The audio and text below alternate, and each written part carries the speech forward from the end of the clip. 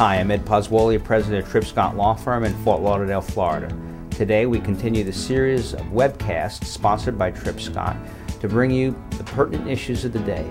Today we are joined by Representative Ellyn Bogdanoff.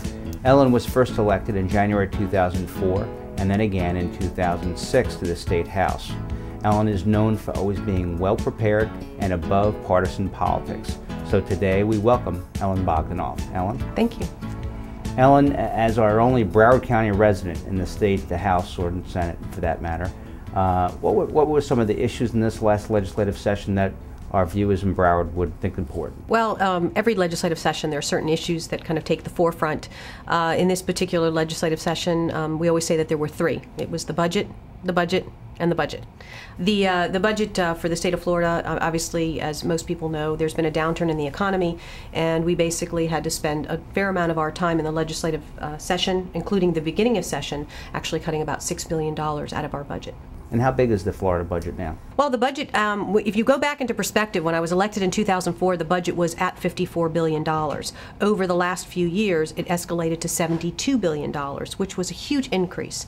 What we ultimately had to do was cut it back to about $66 billion, which is probably where we should have been from the beginning if we had had natural growth. So how did the legislature approach cutting the budget or cutting the revenue sources from the $6 billion by $6 billion this time? Well, I think we had a philosophy that, number one, we weren't going to raise taxes. There's tough economic times, and this was not the time to ask people to spend more money out of their pocket and give it to government. So that was the first premise that we dealt with. The second one, we have to pick our priorities. And for the Florida House, we decided that education, health care, and safety and security were going to be our top priorities. And we ended up funding those. And based on what we had to deal with and the pain that most people thought they were going to feel, I think we did a pretty good job making sure that we balanced the budget, which we have to do constitutionally, as well as not necessarily injure those that need the help from government the most. Now, you mentioned some other priorities, education, health care. How did those factor into the budget debate? Well, I think that what we had is, our debate between the Senate and the House was, whether or not, we continue to fund infrastructure or we take care of education. I think most people feel that education needs to be funded. We cut education by less than 2%, which was a huge task considering that we had to cut $6 billion out of the budget, and education is by far one of our largest budget items. The second thing that we had to do was make sure that our most vulnerable, our foster care system, our emergency rooms stay open. So we had to make sure that health care was taken care of. Our Medicaid. Medicaid is growing at an astronomical rate in the state of Florida, as well as safety and security. People want to make sure that we don't have to let prisoners out early because of, we're running out of room and we don't have money to build prisons or to keep them there. And we made sure that we did not do that. And so we took those as our priority. And those were the debates that we were having in the legislative session. And so the result of the legislative session is you didn't raise taxes, but you were able to protect education, protect safety and security, and fund appropriate health care and some safety net items. Absolutely, absolutely. Okay. Let's turn our attention to what the future might bring.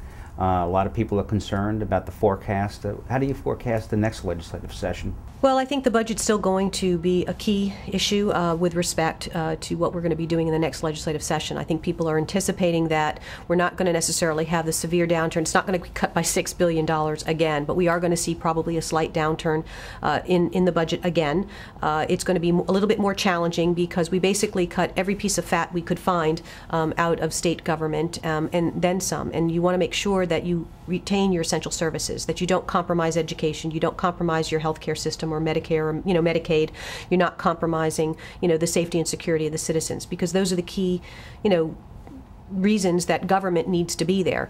We need to stay out of the way of business, we need to reduce our regulation, and hopefully we can stimulate the economy. So a lot of what we did in the past legislative delegation, in the last legislative session, was to make sure that we did things to stimulate business in the state of Florida so that we could reinvigorate the economy. And hopefully it will start to have some of that effect.